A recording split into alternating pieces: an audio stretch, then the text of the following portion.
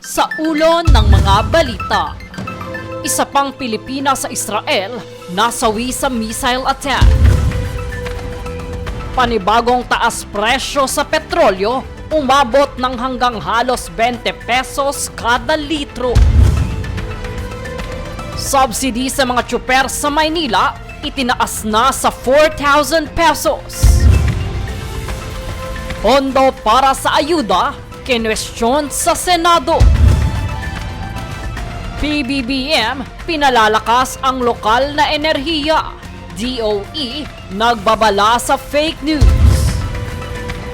Ilang residente, pabor sa Safer Cities Initiative. Patas at pantay na balita, komprehensibong ulat para sa pulso ng masa. Ito ang Newsful.